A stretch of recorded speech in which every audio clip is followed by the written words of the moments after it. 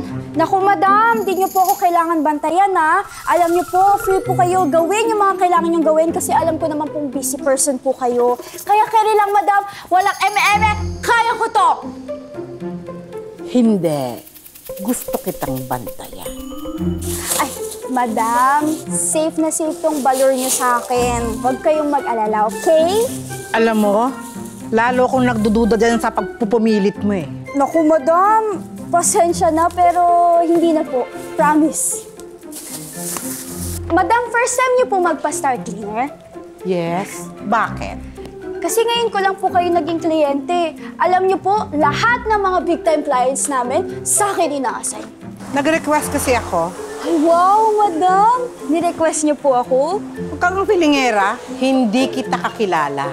I requested for someone na pinakamagaling. So, isa ka sa pinakamagaling? Sorry, madam! Hindi lang po ako isa sa pinakamagaling dahil ako ang pinakamagaling sa Star Cleaners.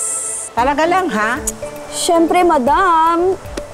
Kaya alam ko po, 5 stars ang bibigay niyo sa akin mamaya. Ay, madam, anak niyo po yan? Oo, si Jello. In fairness, madam, ang gwapo. Parang kamukha nung asawa niyo, madam. Oh, tama ako, madam, na. Kamukhang-kamukha nung asawa niyo, madam. Ang gwapo, oh. Ay! Hindi, madam. Parang biglang luminaw yung mata ko. Parang mas naging kamukha niyo, madam, oh. Tingnan niyo po yung ilong, yung labi, yung mata. Ay, nako! Tama na! Binobola mo na ako! Maglinis ka na. Ay, okay po, madam. Ito na po.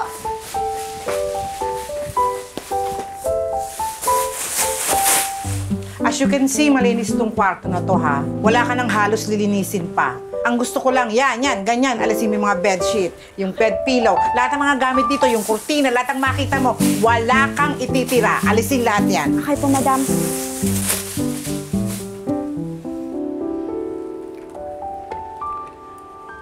Madam, nagmumotor po si Jello?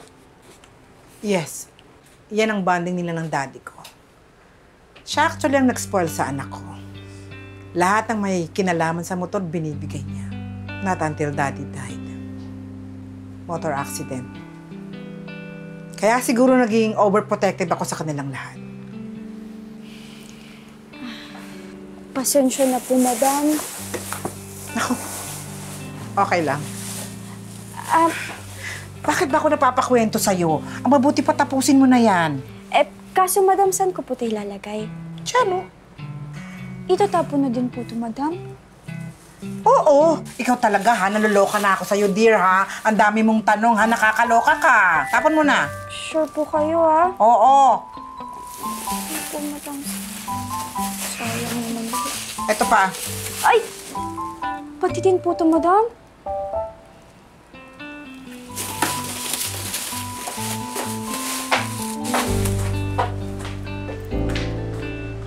Sayang naman itong mga gamit dito. Siguro ang peg talaga ni Madam New Life, New Me.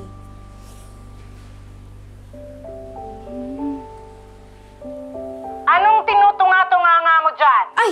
Big Brother? Ano naman sinasabi mo, dear? Wala po, Madam. Oo, naririnig at nakikita ko lahat ng ginagawa mo dyan, no? Pati ba naman dito? May bantay? May sinasabi ka? Wala po, Madam. Ba't di ka pa nagsisimula? Naku, dear, ha? Eto na po, Madam.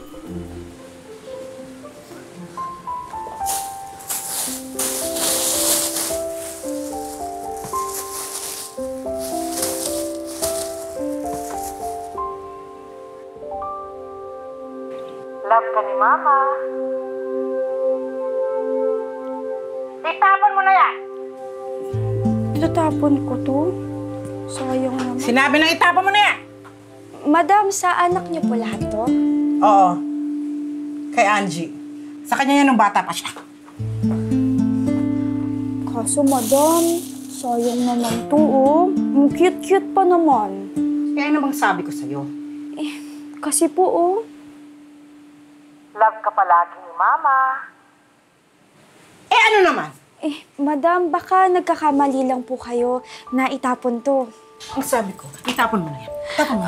Madam, baka po regalo niyo po to sa anak niyo. Oo! Dapat po hindi niyo itapon, madam. Sayang naman tong regalo niyo. Ikaw kanina ka pa bakit ka ba nakikialam sa akin? Ang sabi ko, itapon mo to! Baka gusto pa po ng anak niyo, madam. Sayang. Ayaw na niya! Sabi ko, itapon mo! Itapon mo na! Sabi ko sa'yo itapon mo na kasi!